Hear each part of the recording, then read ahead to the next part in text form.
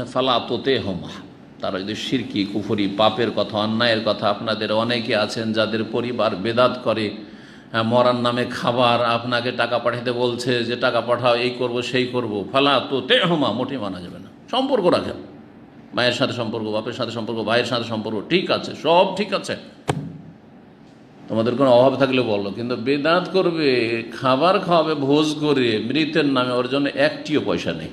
হক কথা বলতে শিখুন।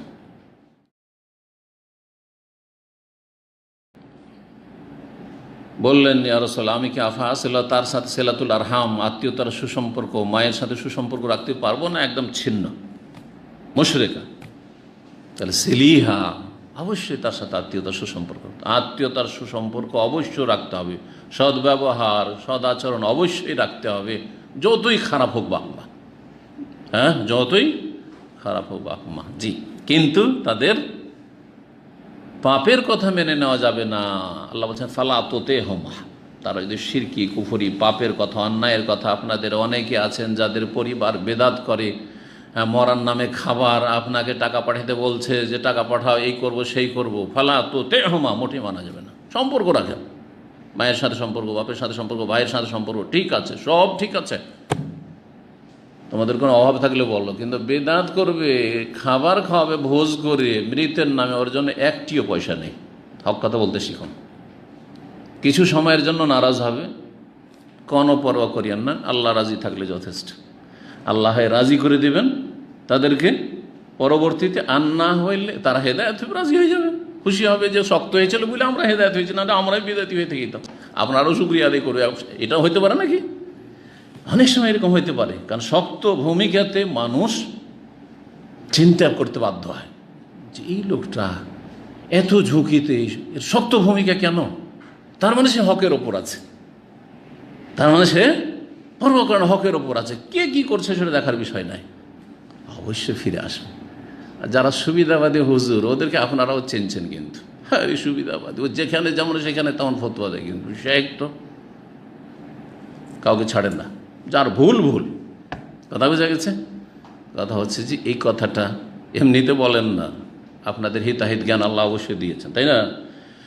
ওই রকম আত্মীয় স্বজনে হয়তো এই কারণে হেদায়েত হইতে পারে। আর যদি হেদায়েত নাও হয়, ধরেন ওরা বড়ই অসন্তুষ্ট হয়ে গেল, কারণ আপনি বেদাত করার জন্য পয়সা দিলেন না, মাজারে যাওয়ার জন্য পয়সা দিলেন না, সাহায্য করলেন না, শিরক বেদাতে বা পাপের কাজে কোনো অংশ নিলেন না, একেবারে ওই ক্ষেত্রে একবার শক্ত অসন্তুষ্টই থাকলো, সম্পর্ক ছিন্ন করলো, আল্লাহ তাদের অনিষ্ট থেকে আপনার হেফাজত করবেন, এই ইয়াকিন থাকতে হবে। আল্লাহু ইয়াসিমুকা মিনান নাস, নবী সাল্লাল্লাহু আলাইহি ওয়াসাল্লামকে হত্যা করার চেষ্টা করেছে বহুবার, মক্কার মুশরিকরা চেষ্টা করেছে, ইহুদিরা চেষ্টা করেছে, কিন্তু করতে পেরেছে? ইয়াকিন থাকতে হবে, ইয়াকিন বিল্লাহ, আল্লাহর প্রতি ইয়াকিন, যে আল্লাহ হায়াত নির্ধারণ করেছেন, সেটাকে কমাতে পারবে না। শুধু হায়াতই না, আল্লাহ সুস্থতা অসুস্থতা, বিপদ আপদ, বিপদ মুক্তি সব নির্ধারণ আছে। ইয়াকিন থাকতে হবে আল্লাহর প্রতি, আমি আল্লাহকে রাজি করার জন্য এগুলো করেছি, আমি সুন্নতের সাথে থাকার জন্য, আমি বিদআত থেকে বাঁচার জন্য এটা করেছি, জাতিকে বা আমার আত্মীয় স্বজনকে বিদআত থেকে রক্ষা করার জন্য আমি শক্ত ভূমিকা পালন করেছি। আল্লাহ হেফাজত করবেন, তাদের অনিষ্ট থেকে রক্ষা করে নেবেন। যেই মূসা আলাইহিস সালামকে পাওয়ার জন্য একটা বাচ্চা মুসা, ওই বাচ্চাটাকে হত্যা করতে জানতে পারলে তো ওইটাকে হত্যা করলি তো বাস হয়ে যায়, তাই না? ফেরাউনের ওই একটা বাচ্চার তলাশে হাজার হাজার বাচ্চাকে ফেরাউন ইউযাব্বিহুনা আবনাহুম, বনী ইসরায়েলদের ছেলে সন্তানদেরকে খুন করেছে। আর খুন করতো সে কতদিন ধরে যে খুন করতে থেকেছে, ওই স্বপ্ন দেখার পরে আল্লাহ জানে, কিন্তু ওই বাচ্চাকে খুন করতে পারলো না। বরং আল্লাহ কত যে সর্বশক্তিমান, ওই বাচ্চাকে শুধু রক্ষা করলেন না, পানিতে ভাসিয়ে দেওয়া হচ্ছে, সেখানে রক্ষা। আবার ফেরাউনের বাড়ি গিয়ে উঠছে, এই বাচ্চা তো ঘরে পৌঁছে যাচ্ছে, ও গলা টিপে মেরে দিলি তো হয়, আল্লাহ মায়ে দিয়ে দিচ্ছেন। জি, কুররাতু আইনিন লি, আমাদের চক্ষু শীতল হবে। স্ত্রী বলছেন লা তাকতুলু, এটাকে হত্যা করিয়েন না, আপনি অনেক ছেলে হত্যা করেছেন, এই ছেলে এরকম হবে না, এই ছেলে হত্যা করে না, আসা ইয়ানফানা, আমাদের ছেলে সন্তানের সব কন্যা সন্তান ফেরাউনের। আসিয়া রাদিয়াল্লাহু তাআলা আনহা বলছেন স্বামীকে, ফেরাউনকে, আমাদের উপকারে আসবে সম্ভবত, আওনাত্তাখিযা ওয়ালাদা, অথবা এটাকে পালক পুত্র হিসেবে আমরা নিয়ে নেব, আমাদের ছেলে সন্তান নাই। আল্লাহু আকবার।